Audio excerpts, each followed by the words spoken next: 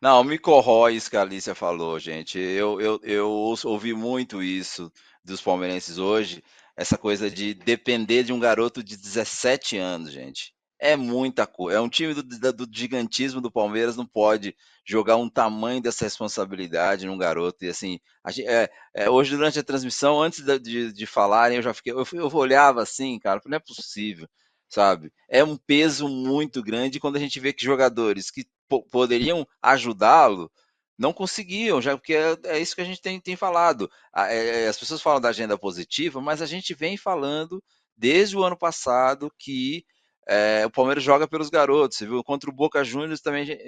Eu lembro que eu estava na porta do Allianz, os palmeirenses, ele vai escalar o Endrick, vai escalar o Endrick. Não, eu falei, gente, ele não vai escalar o Endrick como titular contra o...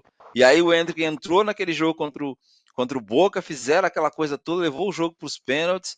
E aí eu fico pensando o seguinte, é muita coisa, gente. A gente tem essa coisa do quem mandou o superchat, eu concordo.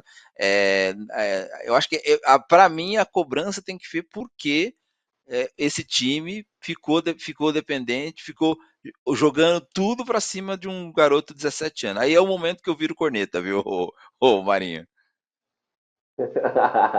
O lado corneta do Rosa. Conseguimos fazer sair, emergir o lado corneta. Isso que a gente quer. A gente quer ver esse lado corneta. Olha só, eu sou porta-voz do chat, então mandem aí seus recados. Eu sei que o pessoal está bem irritado com o Palmeiras. Deixe os seus likes, por favor. Compartilhe a nossa live, se inscreva no canal do All Sport. 2-2 foi o placar, o Botafogo segue na Libertadores, o Palmeiras está fora. E um jogador de quem se espera muito, a gente falou já do Felipe Anderson, mas esse chegou há pouco, né? Daqui a pouco a gente pode até tratar mais dele, se é decepcionante, até agora não é. Mas um jogador que o palmeirense espera, imagino, mais, é o Rafael Veiga. O Veiga foi pouco, né? Foi meio sumido, né, Alicia? O que está acontecendo com o Veiga? O que é tático? É técnico? Tem alguma coisa incomodando o Veiga? Por que o Veiga não é mais ele mesmo, digamos assim? Olha, o Veiga é um dos jogadores, e aí eu não vou colocar só na conta dele, mas é um dos jogadores que está num ano abaixo, né? E acho que parte desse, vou chamar de declínio técnico do Palmeiras esse ano, passa pelo fato de que mais de um jogador dessa que é a espinha dorsal desse time, que já segue, né, há 2, 3 anos, está coletivamente abaixo do que pode jogar. O Veiga teve alguns momentos esse ano, algumas poucas boas partidas, mas não tem sido consistente. Zé Rafael a mesma coisa, Gustavo Gomes a mesma coisa. Então são jogadores de quem o Palmeiras depende muito, e no caso do Veiga depende muito para articulação, e não tem jogado bem, né? Bola parada também, né? Que é um recurso que o Palmeiras sempre utilizou e dependeu muito. Então, quando eu olho para um jogo do Palmeiras e eu vejo a quantidade de vezes que o Abel precisa ou decide recorrer ao Gabriel Menino, alguma coisa está errada. Porque, assim, não é um jogador de nível, não é o cara que, claro, gol histórico ali, mete uma bola na trave, mas não é um jogador, né, desse tamanho, dessa envergadura, para precisar entrar tanto no time para tentar resolver o meio-campo do Palmeiras. Então, o Veiga é um dos jogadores que, se ele tivesse no auge, se ele tivesse jogando o que ele pode jogar, esse time do Palmeiras teria certamente muito menos dificuldade do que tem tido. E aí eu vou colocar uma questão que para mim tem sido, eu acho talvez o principal ponto abaixo do Palmeiras, que é no ataque.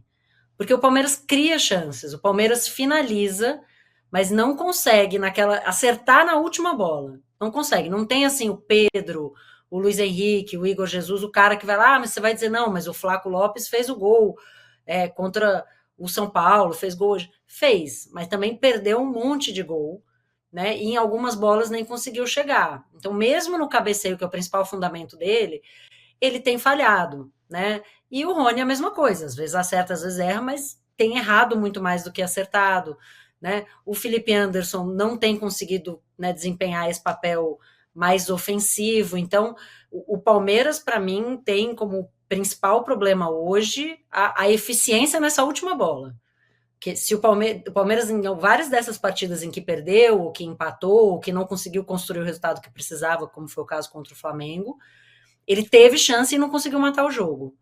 E aí eu acho que é o pior momento, que deve ser aquele que o treinador fica desesperado na beira de campo, de dizer assim, pô, a gente fez, construiu, chegou lá, e aí tem uma falha que é técnica do jogador de não conseguir meter a bola para dentro. Eu acho que esse talvez hoje fosse assim um problema de mais rápido, de solução mais rápida dentro do Palmeiras, do que a gente, né, fazer uma limpa mais geral no elenco, que talvez seja uma coisa mais para o ano que vem. Vale citar, né, que o Palmeiras, nos 2 últimos jogos em que não teve sorte, né, perdeu para o São Paulo e empatou, mas foi eliminado hoje, ele teve mais de 10 finalizações em um tempo, por exemplo. Assim, antes daquela hora que acaba chutando de qualquer lugar, sabe? Aquela emergência. No primeiro tempo dos jogos, o Palmeiras já tinha chegado ao ataque várias vezes. Teve mais de 10 finalizações no primeiro tempo contra o São Paulo, mais de 10 finalizações no primeiro tempo hoje. É sinal que o Palmeiras realmente chega bastante, mas não está conseguindo ou chegar no lugar certo para uma conclusão mais certeira ou concluir corretamente, como disse a Alicia. Rosa, eu quero saber do teu grau de decepção com o ano do Veiga também. Diga. Não, cara, eu sei que a gente fica parecendo, parece encontro de comadres aqui, desculpa, não sei se esse termo a Alicia gosta, né? Porque assim, é o que ela tá falando, a gente fala, a gente falando desde o ano passado, cara. Sabe, existe uma frase do futebol, Marinho, que a gente já aprendeu, que o gol custa caro. Então, se você gosta custa caro, você vai ter que ter um jogador caro ali para fazer os gols, entendeu? E o Abel cobra isso. Ele vem falando assim que o time dele precisa de eficiência. Teve um dado, a hora que saiu o primeiro gol do Palmeiras, a Conmebol liberou a estatística dela lá, o Botafogo tinha dado 7 finalizações, 2 no gol, quando o jogo estava 2-1.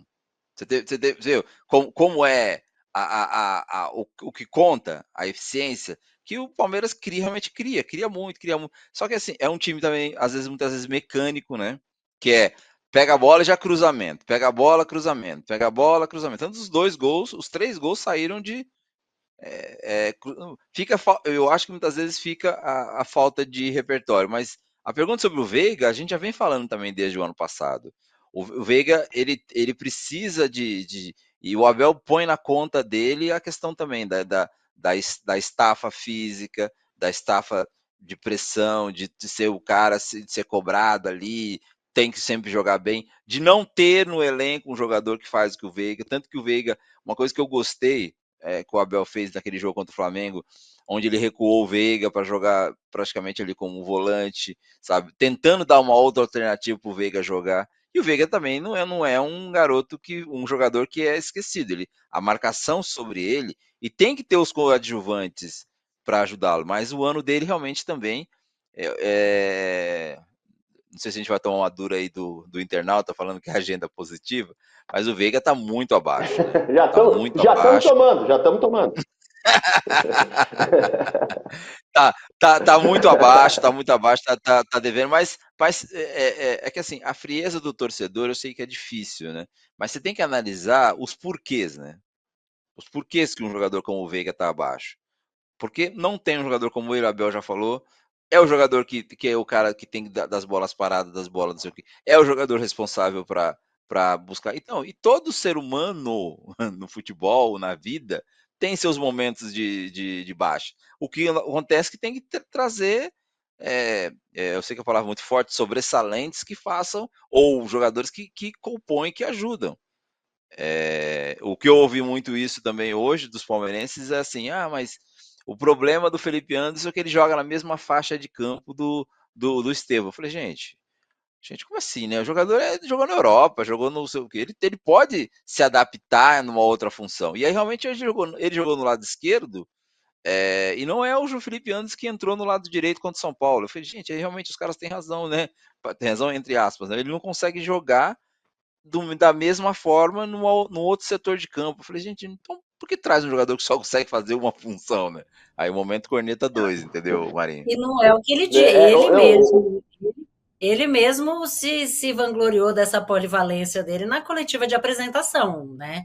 Ele só faltou falar que jogava de lateral para ele cair nas graças do Abel, porque ele falou que jogava né, como meia mais armador, jogava pela direita, jogava pela esquerda, jogava de falso 9, né? Ele colocou isso, e eu acho que assim, tem um jogador que leva um tempo para se adaptar. Tá aí o Flaco Lopes, que não nos deixa mentir. Se a gente considerar que ele se adaptou e que ele é um sucesso, olha o tempo que levou. O Aníbal Moreno chegou, entrou e conquistou um lugar dentro da equipe. Então, assim, tem jogadores que viram mais rápido e outros jogadores, principalmente, né, às vezes vem de fora do Brasil, vem de uma coisa de meio de tabela ali da Europa com outro ritmo, leva um tempo para se adaptar, mas é fato para mim que o Felipe Anderson não entregou aquilo que se esperava, né? E acho até que muitos desses reforços do Palmeiras passavam por tentar aliviar um pouco dessa pressão sobre o Veiga para você ter outros jogadores capazes de armar uma jogada. O Felipe Anderson, o próprio Maurício, o Dudu, que estava voltando, né? E depois, enfim, se machucou de novo. Mas não teve esse encaixe rápido, né? Talvez agora, com o tempo de trabalho, no decorrer do Campeonato Brasileiro, esse time se encaixe de outra forma. Mas é fato que os jogadores de quem o Palmeiras historicamente dependeu aí nesses últimos anos, em sua maioria, não estão jogando tudo que podem jogar. E o ponto do diferencial, assim mesmo, do Palmeiras tem sido o Estevão, tanto que na ausência dele o Palmeiras foi um deserto de ideias e acontecimentos.